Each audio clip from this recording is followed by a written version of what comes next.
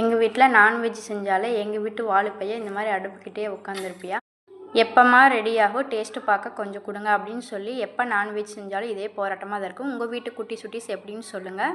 ஒரு டேஸ்ட்டான நாட்டுக்கோழி பெப்பர் ஃப்ரை எப்படி செய்யலாம்னு பார்க்கலாமா? அதுக்கு ஒரு கடாயில் கொஞ்சமாக எண்ணெய் ஊற்றிக்கலாம். எண்ணெய் கொஞ்சம் கடுகு கருவேப்பிலை போட்டுக்கலாம். ஒரு கப் சின்ன வெங்காயம் கட் பண்ணி சேர்த்துக்கலாம். அது கூடவே 15 பூண்டு சேர்த்துக்கலாம். எல்லாத்தையும் நல்லா வதக்கிக்கலாம். கொஞ்சம் நேரம் வதங்கினதும் ஒரு தக்காளி கட் பண்ணி சேர்த்துக்கலாம். எல்லாத்தையும் நல்லா வதங்க விட்டு இப்போ இதுக்கு தேவையான கொஞ்சமாக உப்பு சேர்த்துக்கலாம். வெங்காய தக்காளி எல்லாம் நல்லா வதங்கி வரட்டும். வதங்கி வந்ததும் ஒரு ஸ்பூன் இஞ்சி பூண்டு பேஸ்ட்டு சேர்த்து நல்லா பச்சை வாசனை போகிறதுக்கு வதக்கி விடுங்க. ஒரு ஸ்பூன் கரம் மசாலா, அரை ஸ்பூன் மிளகாய்த்தூள் சேர்த்துக்கலாம். நல்லா ஒரு நிமிஷம் போல் வதக்கி விட்டுக்கலாம். நல்லா வதங்கி வந்ததும் நம்ம க்ளீன் பண்ணி வச்சுருக்க நாட்டுக்கோழி சேர்த்துக்கலாம். நான் 1/2 கிலோ நாட்டுக்கோழி எடுத்திருக்கேன். நீங்கள் குக்கரில் விசில் விட்டும் கூட இந்த மாதிரி இதே மெத்தடில் ஃப்ரை பண்ணி எடுத்துக்கலாம். கடாயிலே செய்யும்போது டேஸ்ட்டு சூப்பராக இருக்கும்.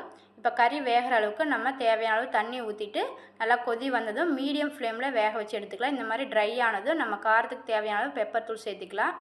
கடாயில் செய்யும்போது கொஞ்சம் லேட் ஆகும், டைம் எடுக்கும், ஆனால் டேஸ்ட் வைஸ் சூப்பராக இருக்கும். கடைசியாக கொத்தமல்லி புதினா சேர்த்துக்கலாம். சூப்பரான நாட்டுக்கோழி பெப்பர் ஃப்ரை ரெடி.